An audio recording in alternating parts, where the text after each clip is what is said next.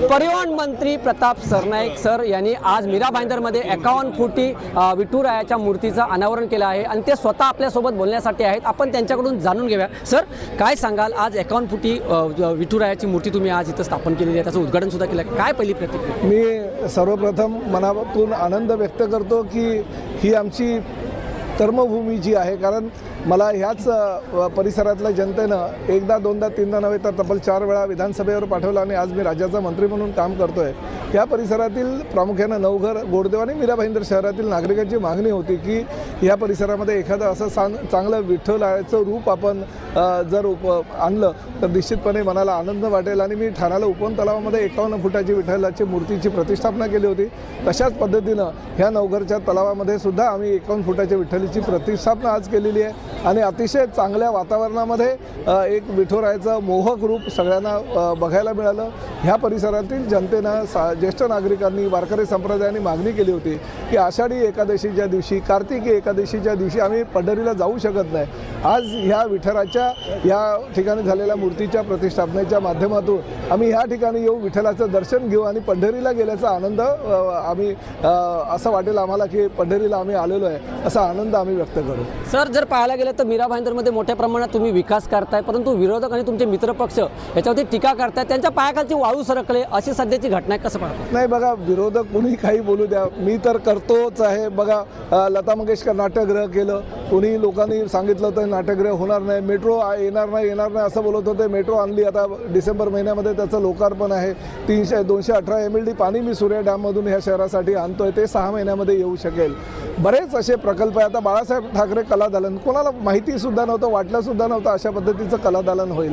विठ्ठलाच्या मूर्ती ही संकल्पनासुद्धा कोणाच्या डोक्यामध्ये येऊ शकत नाही की 51 फुटाच्या विठ्ठलाची मूर्तीची प्रतिष्ठापना होईल. गिल्बर्ट मेंडोसच्या नावाने ट्रॅफिक पार्कची निर्मिती म्हणून मला लोकांनी बघितलेलं आहे. असे अनेक प्रकल्प आहेत जे भविष्यामध्ये सुद्धा मी करेल. महापालिकेमध्ये कोणाची सत्ता नव्हती, कारण आजपर्यंत काही लोकांची सत्ता होती, मला काही करता येत नव्हतं. परंतु कोणाची सत्ता नसल्याकारणानं, प्रशासकीय राजवट असल्याकारणानं मला फ्री हँड मिळाला आणि लोकांना हवं त्या गोष्टी मी देऊ शकलो, याचा मला आनंद आहे. सर, जर पाहायला गेलं तर मित्रपक्षाला युती करायची नाही असं चिन्ह सध्या पाहायला मिळतं, पण तुरंत तुमचं ज्याप्रमाणे काम जे मिळाला मीरा भाईंदरमध्ये पाहायला मिळतं त्या उद्देशाने आम्हाला महापौर शिंदे गटाचा पाहायला मिळेल का? नाही बघा, एक गोष्ट मी तुम्हाला सांगतो, विकास हा विकासाच्या ठिकाणी असतो, राजकारण हे राजकारणाच्या ठिकाणी असतं. राज्यामध्ये तुम्हाला कल्पना आहे की देवेंद्र फडणवीस साहेब, एकनाथ शिंदे साहेब, अजितदादा पवार अतिशय चांगल्या पद्धतीनं काम करत आहेत. नगर परिषदेच्या निवडणुकीला आम्ही राज्यभर आता दौरे करतोय, फिरतोय. आज आनंद या गोष्टीचा आहे की या तिघांच्या माध्यमातून महायुतीचं सरकार आहे, चांगलं काम सरकारचं आमचं चाललेलं आहे.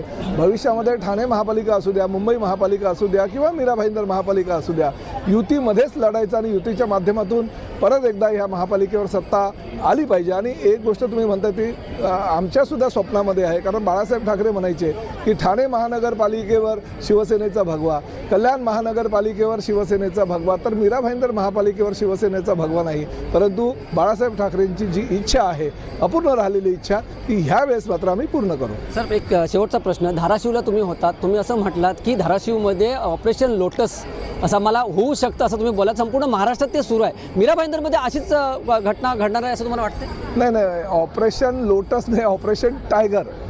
त्यामुळे ऑपरेशन टायगर हे महाराष्ट्रभर चालू आहे आणि मीरा भाईंदरचं टायगर हा तुमच्या समोरच आहे. त्यामुळे इकडे काय ऑपरेशन टायगर करायची गरज नाही.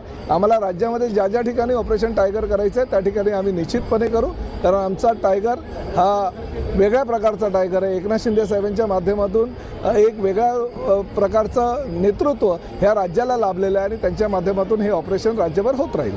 धन्यवाद सर, TV9शी बोलल्याबद्दल. हे होते परिवहन मंत्री प्रताप सरनाईक. त्यांना ज्या प्रश्न उच्चारले त्यांनी ठरवलं त्याचं उत्तर दिलं आहे. मी वैभव गाग, TV9 मराठी, मीरा भाईंदर.